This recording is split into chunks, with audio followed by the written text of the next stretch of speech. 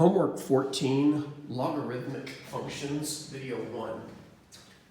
In the previous series of videos, we looked at exponential functions. And in this series of videos, we're going to look at logarithmic functions. Spoiler alert, it's the inverse of exponential functions. But because of time constraints, we're not going to focus a lot on the inverse properties, except as necessary.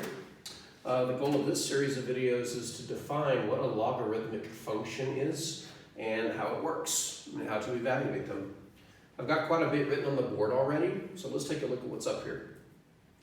First off, the definition of a logarithmic function. We'll start by just using generic function notation, f of x equals, but we're going to define a new function that looks like this. It's the word log, and then there's a subscripted number below the g that's called the base. Generically, it's represented with the letter b. And then because it's a function, we have some input inside the parentheses. In the context of a logarithm, that input is called the argument. Before we talk about what this means, let's talk about how to read this. The way you read a logarithm with no ick on it, the way you read a logarithm is from left to right, like most things. When you get to the base, you pause and you say what it is. And then because it's a function, you say of whatever the argument is. So generically, this is log base b of x. There are some restrictions on the base. Number one, it can't be negative or zero, it must be positive. And secondly, it can't be equal to 1. We'll explain why in a moment. But when you see a logarithm, it's asking you a question. Whereas a function, it's saying, I'm going to give you a number, but what does the number do? A logarithm gives the power that turns the base into the argument. You're going to hear me say that quite a bit. What power turns the base into the argument? What power turns the base into the argument? Let's take a look at this first example. Log base 5 of x. Whenever you're evaluating a logarithm, it's important to identify the base, which in this case is 5, and the argument, which in this case is 25. And a logarithm is almost like a question. The question this logarithm is asking is what power turns the base, which is 5, into the argument, 25. So what power would you put on a 5 to get 25? Well, isn't 5 to the second power equal to 25? It is. So the answer to the question, what power turns 5 into 25, is just 2, which means the answer to log base 5 of 25 is 2. Again, all it's asking is what power do you put on the base to make it equal the argument, and in this case it's 2. So log base 5 of 25 is equal to 2. Let's take a look at another example where the answer might not be obvious, and I'll show you one way to track it down. In this example, we're trying to evaluate log base 3 of 81. What question is this logarithm asking you along the lines of this question? It is asking you what power turns the base, which is 3, into the argument, which is 81. Now, you may or may not know the answer to this question off the top of your head. Let's say for the sake of discussion that you don't. One way that you can track the answer down is just guess and check.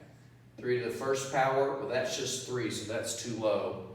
3 to the second power, that's just 9, that's still too low.